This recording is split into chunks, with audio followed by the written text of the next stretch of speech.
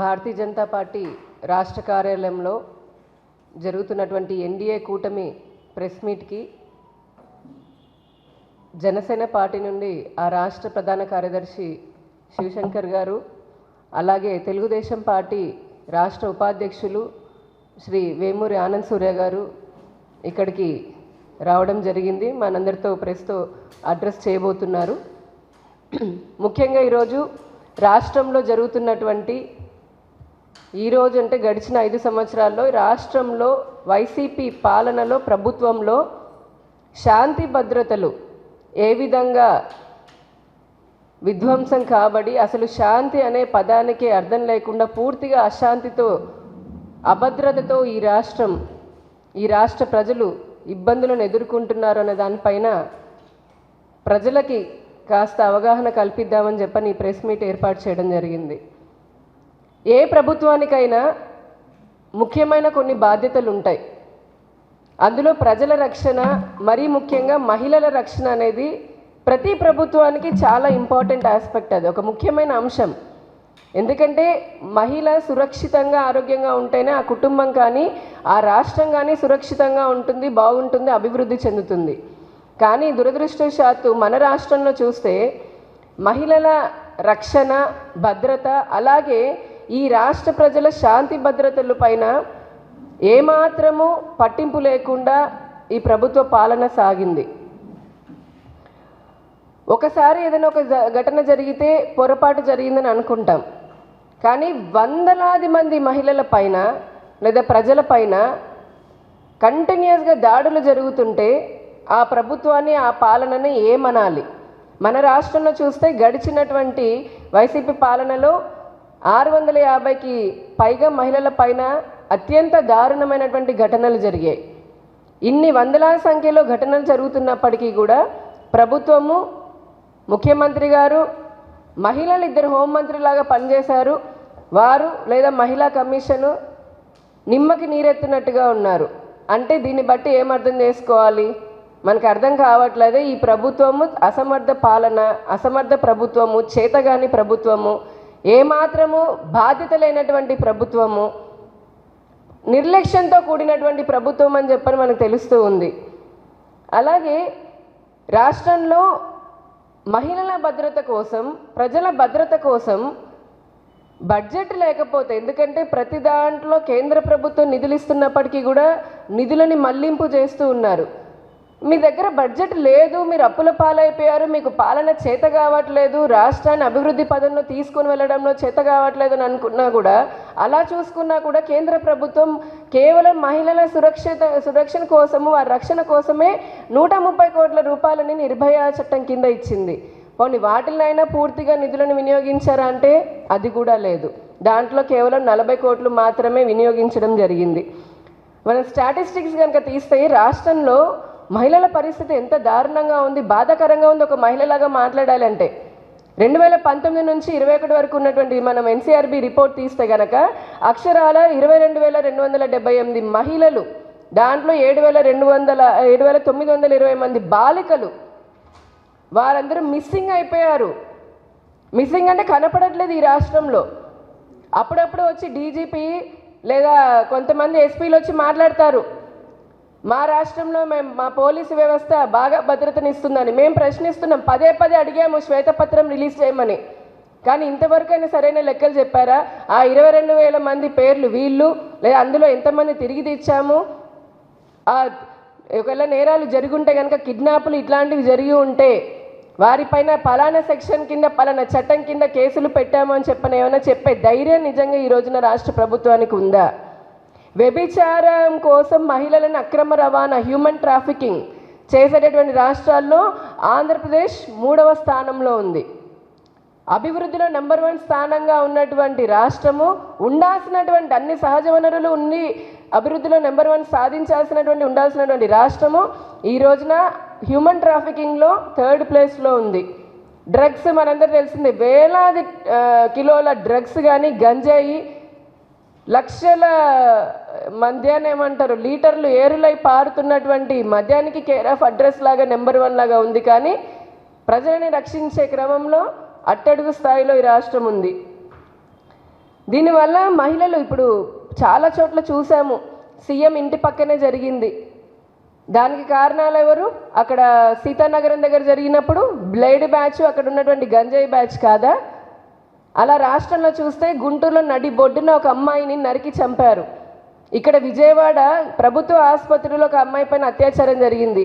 CM సొంత జిల్లా కడప జిల్లాలో, అలాగే పులివెందులలో కూడా మహిళ పైన అత్యాచారం జరిగింది.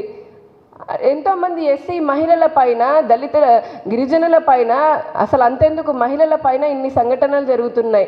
15 ఏళ్ళ అమ్మాయి పైన 10 మంది అత్యంత దారుణంగా, పాశవికంగా, సామూహికంగా అత్యాచారాలు చేశారు. మీరు వారిపైన ఏ చట్టాన్ని కింద మీరు కేసు పెట్టారు?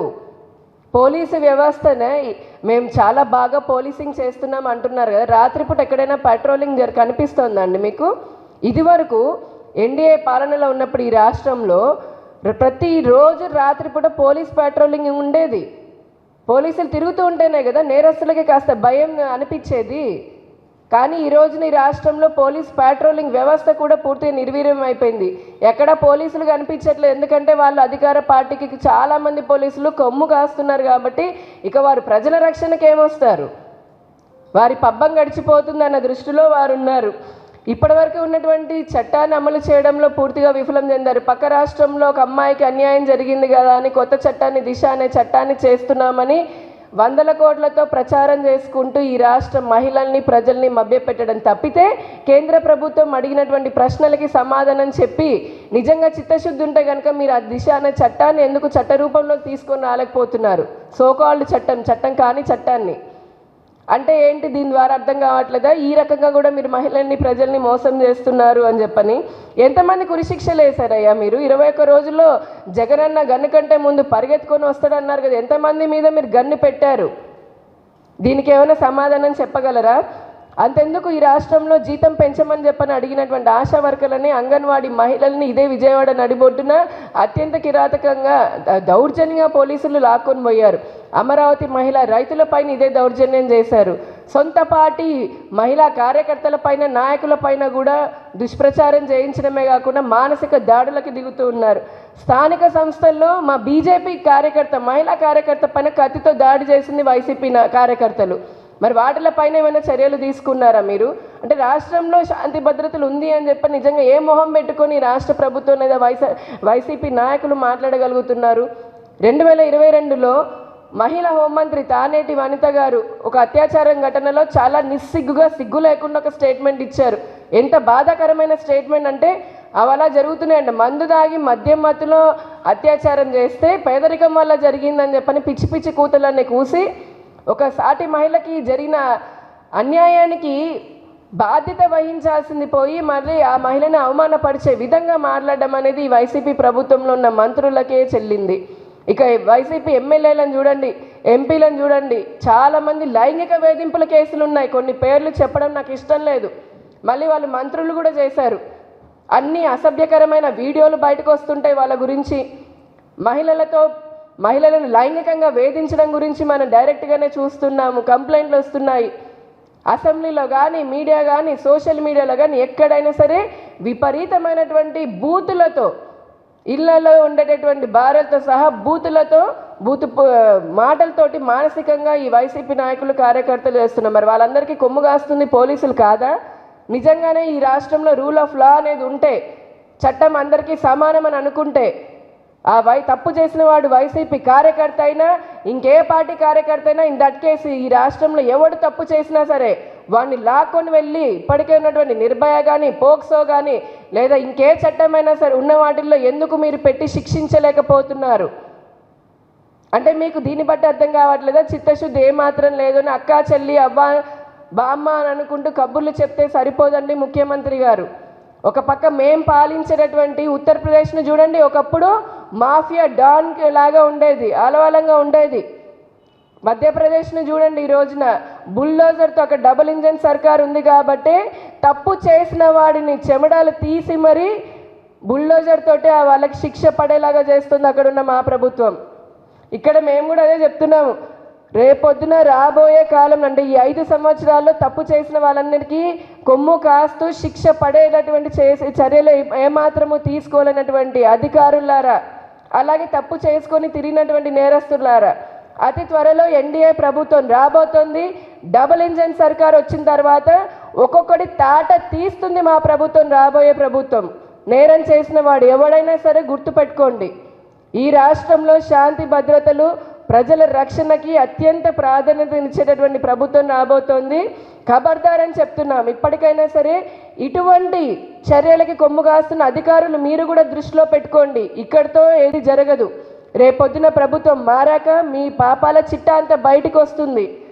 దానికంటే ముందు రాబోయే ఎలక్షన్స్లో ఈ మహిళలే మీకు ఏ విధంగా ఓటుతో బుద్ధి చెప్పబోతున్నారో కూడా తెలుసుకోండి. మీరు చేసినటువంటి పాలనకి ఇప్పుడే ప్రజలందరూ బై బై అని చెప్తున్నారు.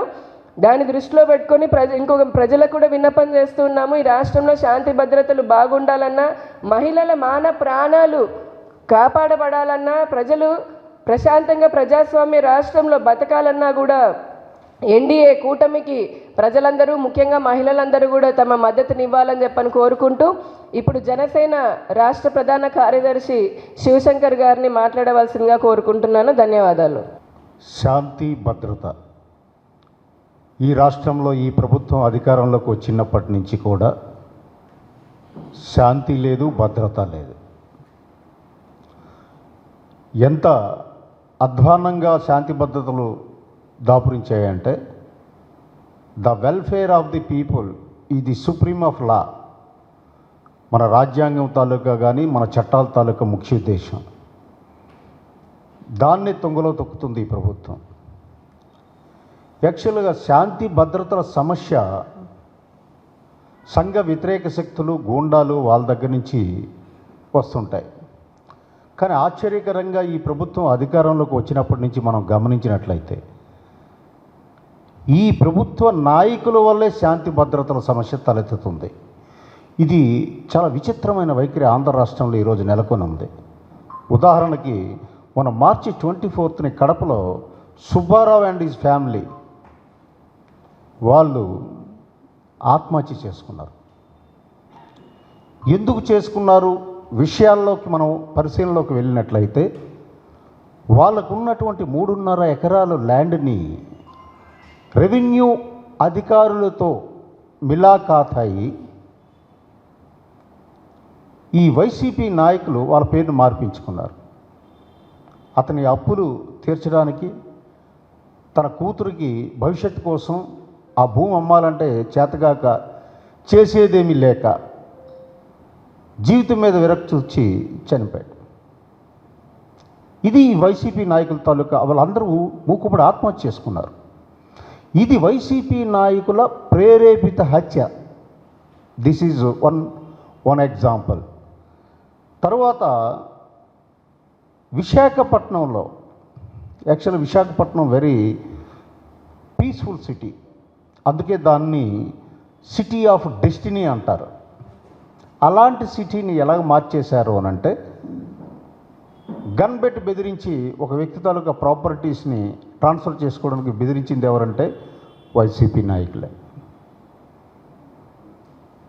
అలాగే తిరుపతిలో కూడా ఒక ఎన్ఆర్ఐ దగ్గర నుంచి గన్తో బెదిరించి రాయించుకోవాలనుకున్నటువంటి ఆస్తి పత్రాలని రాయించుకోవాలన్నటువంటి ప్రయత్నం చేసింది వైసీపీకి నాయకులే.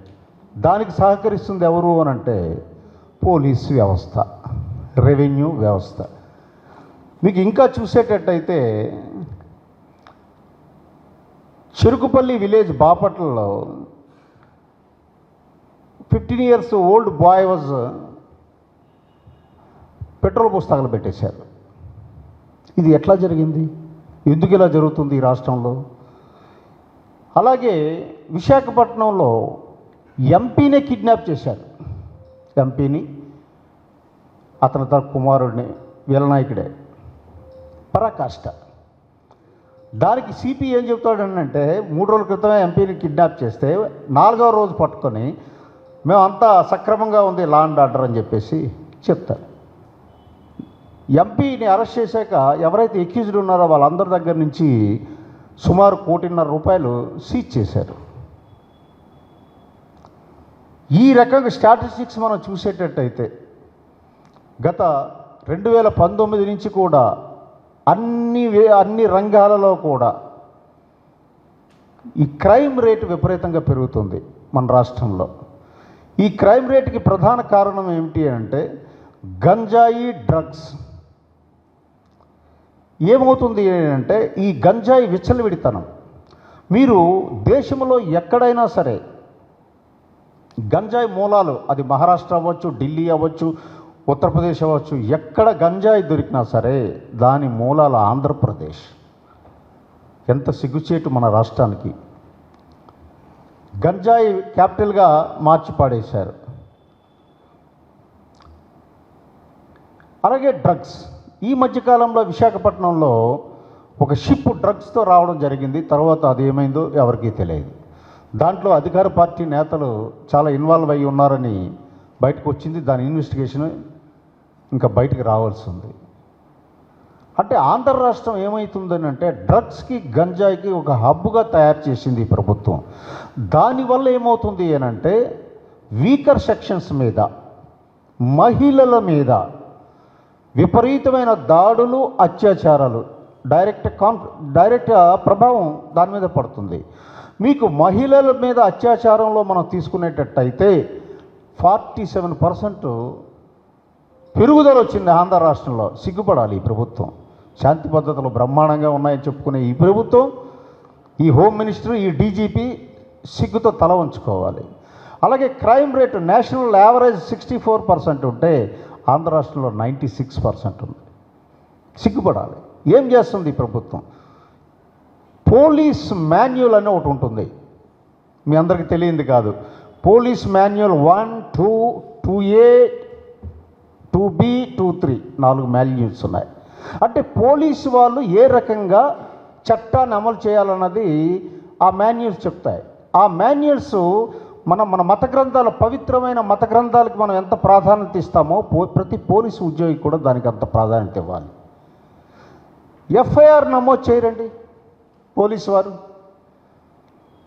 మన ప్రభుత్వంకి వ్యతిరేక నాయకుల మీద, వైసీపీ నాయకుల మీద దాడి చేసిన దాడులకి పోలీస్ కంప్లైంట్ ఇస్తే ఎఫ్ఐఆర్ నమోదు చేయరు. మీకు విశాఖపట్నంలో మా జనసేన పార్టీ వీర మహిళల మీద దాడి జరిగితే ఇప్పుడు ఆ ఇద్దరు నాయకులు కూడా పోటీలు చేస్తున్నారు. KK Raj north YCP MLA contest చేస్తున్నాడు. విజయసాయి రెడ్డి నెల్లూరు ఎంపీకి కంటెస్ట్ చేస్తున్నాడు. వాళ్ళిద్దరి మీద మేము వెళ్ళి కంప్లైంట్ చేస్తే ఎఫ్ఐఆర్ నమోదు చేయలేదు. పోలీసులు ఏమంటారంటే మా మీద ఒత్తిడి ఉందండి. ఏం ఒత్తిడి?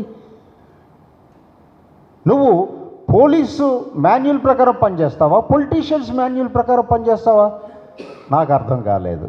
అప్పుడు నేను 199 CRPC కింద కోర్టులో, మెజిస్ట్రేట్ కోర్టులో కేసేసి మెజిస్ట్రేట్ నుంచి డైరెక్షన్ తెప్పించా వాళ్ళ మీద కేసు రిజిస్టర్ చేయమని. సామాన్యుడు ఎలా చేస్తాడు?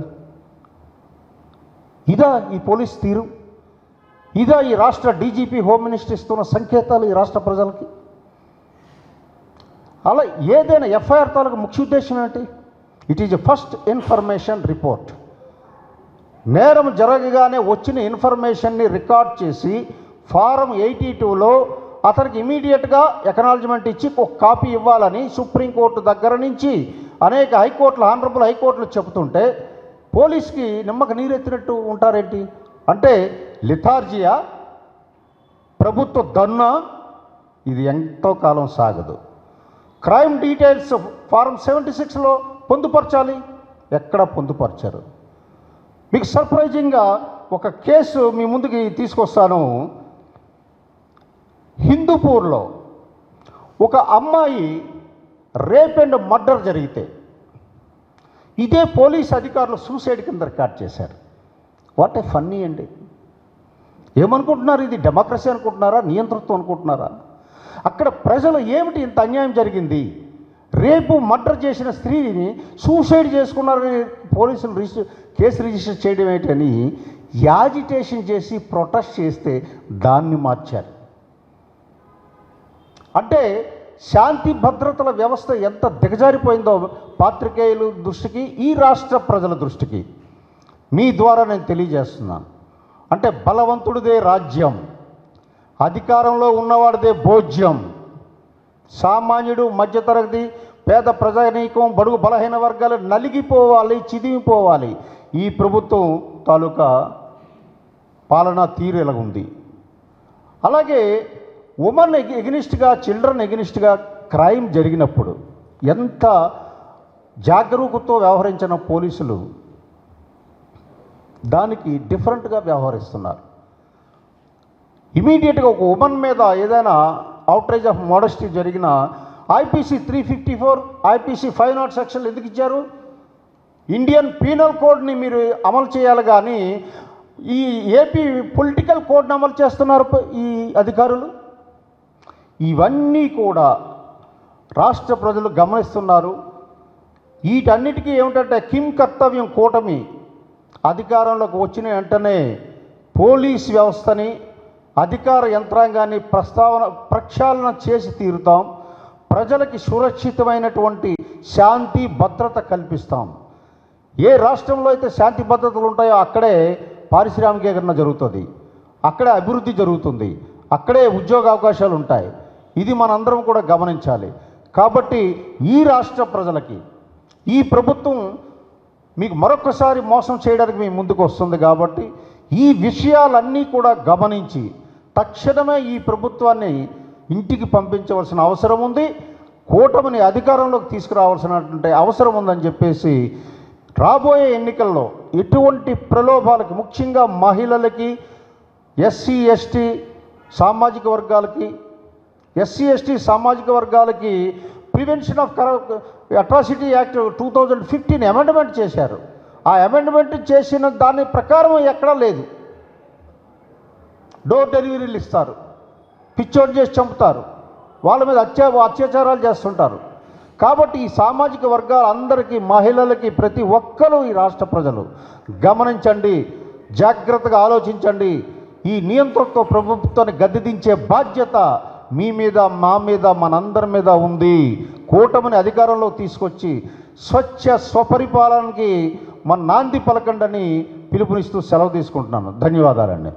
ఈ రోజున ఆంధ్ర రాష్ట్రంలో శాంతి భద్రతల సమస్య ఇవాళ్లే కాదు, గత 4 సంవత్సరాల 11 నెలలు పైబడి ఈ రాష్ట్రంలో శాంతి భద్రతల సమస్య తలెత్తుతూనే ఉంది. వైఎస్ జగన్మోహన్ రెడ్డి ఏనాడైతే ముఖ్యమంత్రిగా పదవీ ప్రమాణ స్వీకారం చేశాడో ఆ రోజు నుంచి ఈ రోజు వరకు ప్రతిపక్షాలని, ప్రతిపక్ష నాయకుల్ని తన మన విచక్షణ లేకుండా, అది తెలుగుదేశం పార్టీ అవనివ్వండి, జనసేన పార్టీ అవనివ్వండి, భారతీయ జనతా పార్టీ అవనండి, ఎవరిని పడితే వాళ్ళని, అటు కమ్యూనిస్టులని అందరినీ కూడా వాళ్ళ సొంత ప్రయోజనాల కోసం, వాళ్ళ ప్రాయోజిత కార్యక్రమాల కోసం, వైఎస్ఆర్సీపీ ప్రాయోజిత కార్యక్రమాల కోసం టోటల్గా పోలీసు వ్యవస్థని నిర్వీర్యం చేసినటువంటి ఘనత వైఎస్ జగన్మోహన్ రెడ్డి.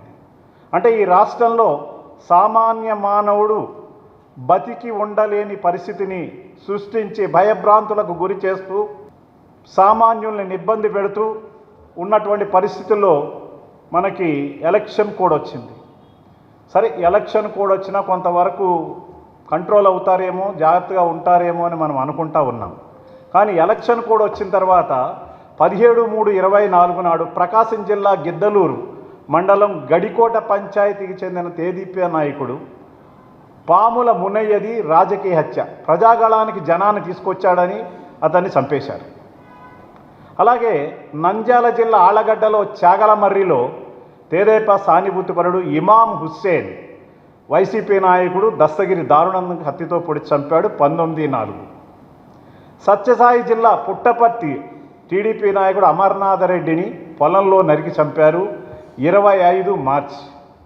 అనంతపురం గార్ల దిన్నె శుభకార్యం కోసమని వృద్ధురాలి దగ్గర 7 తులాల బంగారం తీసుకుని అవి తిరిగి ఇవ్వమన్నందుకు కృష్ణమూర్తి అనేటటువంటి వ్యక్తి నగలు తిరిగి ఇస్తానని నమ్మించి పొలం దగ్గర తీసుకెళ్ళి గొడ్డలితో నరికి చంపాడు. ఇంత దారుణమా? ఏమైపోతుంది ఈ పోలీస్ వ్యవస్థ? రాయచోటి మండలపేంటలో అన్నదమ్ముల మధ్య వివాదంలో గొడవ జరిగింది. ఇంతియాజ్ అలీఖాన్ అనే వ్యక్తిని సాబ్జాన్ అనే వ్యక్తి దారుణంగా కత్తితో పొడిచి చంపాడు. నార్పలలో పాత గొడవలు, కక్షలు. ఫర్టిలైజర్ దుకాణ యజమానిని వీరభద్రను వేట కోడళ్లతో నరికి చంపారు. పెండ్లిమర్రిలో భూ వివాదాల కారణంతో యాదవ కులస్థుడైన ఆదిమూలం శ్రీనివాసులు గొడ్డలతో నరికి చంపారు. నంద్యాలలో వ్యక్తిగత కారణాలతో మేడపై నిద్రిస్తున్నటువంటి సమీర్ను గొంతు కోసి చంపారు. ఎలక్షన్ కోడ్ ఉండగా పోలీసులు దృష్టిలో ఏ విషయాలు లేకుండా, అలాగే అల్లూరులో ఏటపాకలో దారపునేని రమేష్ అనే వ్యక్తి బండరాయితో తలపై కొట్టి హతమార్చాడు. విజయవాడ గురునానక్ నగర్లో ఒక ఆర్థోపెడిక్ డాక్టర్ కుటుంబం అనుమానాస్పద మృతి చెందారు. ఇదంతా చూస్తుంటే ఎక్కడికి పోతోంది ఈ రాష్ట్రం? ఈ ప్రజాస్వామ్య దేశంలో ఈ రాష్ట్రంలో ప్రజాస్వామ్యం ఉందా, లేక ప్రజాస్వామ్యాన్ని మంటగలిపేస్తున్నటువంటి వైఎస్ జగన్మోహన్ రెడ్డి పాలన ఉందా అని నేను అడుగుతా ఉన్నా. నేను దీని అన్నింటికీ నా అక్క చెల్లెళ్ళు అని ప్రతిసారి మాట్లాడుతూ ఉంటాడు ఈ జగన్మోహన్ రెడ్డి. పదుల సంఖ్యలో మహిళల మీద దాడులు జరిగితే, అత్యాచారాలు జరిగితే అతను ఏ రకమైనటువంటి కోఆర్డినేషన్ చేయలేనటువంటి దౌర్భాగ్య స్థితిలో యాక్షన్ తీసుకోలేనటువంటి పరిస్థితిలో జగన్మోహన్ రెడ్డి ప్రభుత్వం ఉంది. The great DGP Rajendranath Reddy గారు, దీని దగ్గర మీరేమన్నా ఆన్సర్ చెప్పగలరా? దీని మీద మీరేమన్నా చేయగలరా? ఈ రాష్ట్రంలో శాంతి భద్రతలు మీ అదుపులో ఉన్నాయా?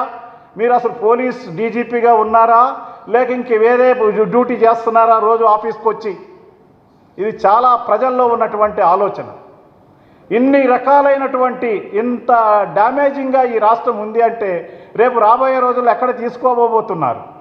అందుకే ఈ రోజున ఎన్డీఏ కూటమి త్వరలో ఇంకా కొద్ది రోజుల్లోనే ఎన్డీఏ కూటమి గెలవబోతోంది. దీనికి బాధ్యులైనంత అందరి మీద కూడా మరి ఎన్డీఏ కూటమి చర్యలు తీసుకోవటానికి సంసిద్ధమై ఉంది. నేను ముఖ్యంగా రేపు 6వ తారీఖు నాడు ప్రధానమంత్రి మోడీ గారు ఆంధ్ర రాష్ట్ర పర్యటనకు వస్తున్నారు. ఈ సందర్భంలో ఈ రకమైనటువంటి దాడులు జరుగుతూ ఉంటే, ఈ రకమైనటువంటి పరిస్థితులు ఈ రాష్ట్రంలో ఉంటే ఎలక్షన్ కమిషన్కి భారతీయ జనతా పార్టీ, జనసేన, టీడీపీ కూటమి అందరి నుంచి విజ్ఞప్తులు వచ్చాయి ఈ రాష్ట్రంలో డీజీపీని, చీఫ్ సెక్రటరీని మార్చాలని. ఎందుకు? శాంతి భద్రతలు కాపాడడం, కేవలం శాంతి భద్రతలు కాపాడటంలో విఫలం అయ్యారు కాబట్టి చీఫ్ సెక్రటరీ జవహర్ రెడ్డిని, డీజీపీ రాజేంద్రనాథ్ రెడ్డిని వెంటనే మార్చాలని ఒక డిమాండ్ ఉంది. ఈ డిమాండ్ మీద రాష్ట్రంలో ఉన్నటువంటి ఎలక్షన్ కమిషనర్ కానీ, కేంద్ర ఎన్నికల కమిషన్ కానీ సరైన చర్యలు ఎందుకు తీసుకోలేకపోతోంది? ఏమిటి మీకున్నటువంటి ప్రాబ్లం? మీరు ఎందుకు ఇచ్చేయలేకపోతున్నారు? ప్రధానమంత్రి గారు ఆంధ్ర రాష్ట్ర పర్యటనకు వచ్చే ముందరైనా ఎలక్షన్ కమిషన్ సరి అయిన చర్యలు తీసుకుంటుందని, ఈ రాష్ట్రంలో శాంతి భద్రత కాపాడటానికి ముందు అడిగేస్తుందని చెప్పుకుంటూ పోతే ఇవే కాదు, సుమారు 750 మంది కార్యకర్తల మీద అనేకమైనటువంటి దాడులు చేసినటువంటి వైఎస్ఆర్సీపీ ప్రభుత్వ ప్రేరేపిత పోలీసు యంత్రాంగం తెలుగుదేశం పార్టీ కార్యకర్తల మీద దాడులు చేస్తున్నట్టు. సుమారు 5 ఏళ్లలో 200 మంది తెలుగుదేశం కార్యకర్తలను చంపేశారు. ఈ రకమైన దాడులను అరికట్టడం కోసం, ముఖ్యంగా ఎన్నికలు సాఫీగా జరగటం కోసం, ఎన్నికల కమిషన్ మంచి పేరు రావటం కోసం ప్రత్యేకమైనటువంటి పరిశీలకులని సమస్యాత్మకంగా ఉన్నటువంటి నియోజకవర్గాలలో దింపి అక్కడ పూర్తిగా టైట్ చేసి ఎన్నికలు జరిగే విధంగా కృషి చేయాలని, ద్వారా శాంతి భద్రతలు కాపాడాలంటే ఎన్నికల కమిషన్ సరైన నిర్ణయం తీసుకోవాలని డైరెక్ట్గా ఎన్నికల కమిషన్ని డిమాండ్ చేస్తూ ఉన్నాం. పోయిన నెలలో ప్రధానమంత్రి గారు చిలకలూరుపేట సభకు వచ్చారు. ఆయన సభకు వచ్చినప్పుడు చాలా పోలీసుల యొక్క భద్రతా వైఫల్యం అనేది కనపడింది. కేవలం 5 బలగాలని అంటే బెటాలియన్ వాళ్ళని పెట్టి ఆ టీములని, చాలా ప్రజలని, అక్కడికి వచ్చినటువంటి నాయకులని ఇబ్బందులు పెట్టారు. అక్కడ ఉన్నటువంటి ఎస్పీ, అలానే డిఐజీ. అందుకే తర్వాత టీడీపీ, జనసేన, బీజేపీ మా ఒత్తిడి పైన మేము చేసిన డిమాండ్ని తగ్గట్టుగా తర్వాత పోలీస్ అధికారులను మార్చడం జరిగింది. ఇప్పుడు మళ్ళీ ప్రధానమంత్రి గారు అలాగే ఇతర కేంద్ర నాయకులు కూడా రాబోతున్నారు ఈ రాష్ట్రానికి. ఇప్పుడైనా సరే దయచేసి ఈ ప్రభుత్వం ప్రధానమంత్రి గారికి ఇవ్వాల్సినటువంటి ప్రోటోకాల్ ప్రకారంగా ఆయన కల్పించాల్సినటువంటి రక్షణ కల్పించాలని చెప్పని కూడా మేము డిమాండ్ చేస్తూ, ఈ మీడియా సమావేశానికి, పాత్రికేయుల సమావేశానికి వచ్చిన మీడియా వారందరికీ మరొకసారి ధన్యవాదాలు తెలుపుతూ, అలాగే శివశంకర్ గారికి, ఆనంద్ సూర్య గారికి కూడా ప్రత్యేక ధన్యవాదాలు తెలుపుతూ నమస్కారాలు.